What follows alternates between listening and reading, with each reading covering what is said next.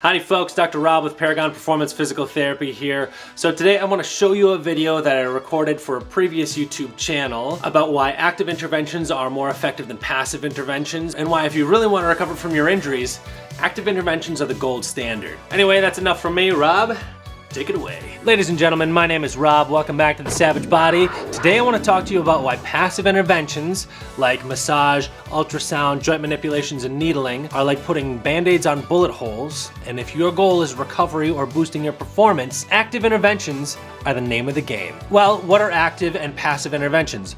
Let's start with easy mode. Passive interventions are interventions that are done to you. Massage, joint manipulations, needling, ultrasound, cold lasers, craniosacral therapy, Reiki therapy, traction, electrostim, ice packs, and many, many more. When passive interventions are used without an active component, such as exercise or lifestyle modification, the research is pretty clear that passive recovery is associated with worse and worsening symptoms, gradual functional decline. Worsening symptoms with time. Most passive interventions will provide little more than a short-term reduction of your symptoms, and short of breaking one of your bones, will provide no meaningful structural changes. The short-term neurological benefits provided by massage or joint manipulation start wearing off the second the therapist takes their hands off of you. So we see that passive interventions breed dependence. Oh, my back is out of alignment. I gotta go see my guy. Oh yeah, I got all these knots up in my neck.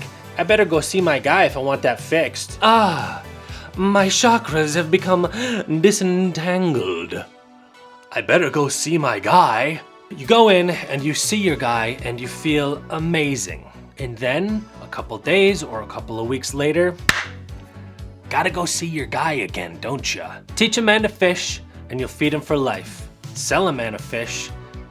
Pretty good business model. If we're talking about actual rehabilitation, actual recovery, or improvement to function, passive interventions are just too damn easy. The human body doesn't adapt to easy. Actually, it does. It's called osteoporosis and muscular atrophy. Gradual, functional decline. Once off, low load, passive interventions don't interact with Wolff's Law or the SAID principle, and therefore they don't stress the body in any way where a beneficial structural change can possibly take place. The human body responds to stress, to action, to active interventions. Active interventions require you to take responsibility for your health and for your life. Exercise, learning, lifestyle modification, habit building. Active interventions require you to get off your butt and go to the gym, to put down your phone and pick up a book, to look in a mirror and see what needs work, to modify your lifestyle in a way that's gonna benefit you. Nicole Keaty and friends in 2014 did a study entitled Health, Locus of Control, and Self-Efficacy Predict Back Pain Rehabilitation Outcomes, which states exactly that. People that believe that they're in control of their low back pain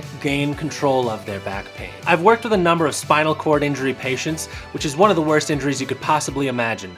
And you know how I got my patients to recover? I got them to take responsibility for themselves, for their health, for their recovery. To be clear, I didn't do anything.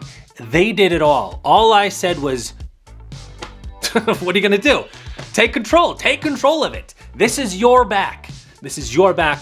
This is your body. This is your life. What do you want? And they did great.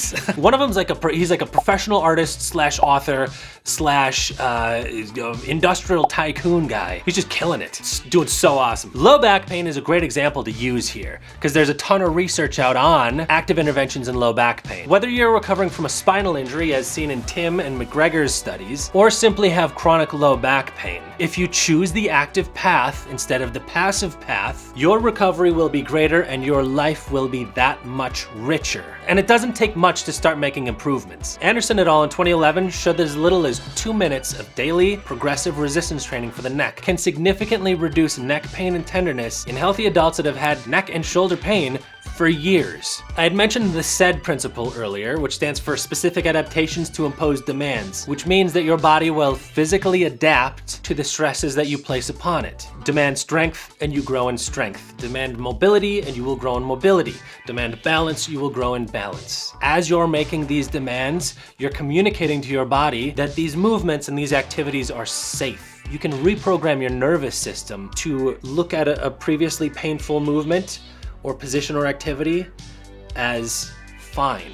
That's one of the primary mechanisms of something like the Anderson study that I just referenced. The problem with active interventions, though, is that they can be tough.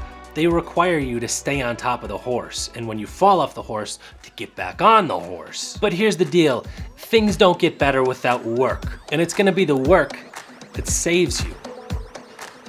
Embrace it. What other choice you got?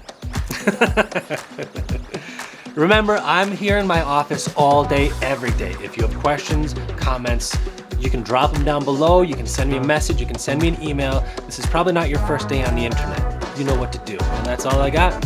Enlighten the mind, elevate the spirit, make savage the body.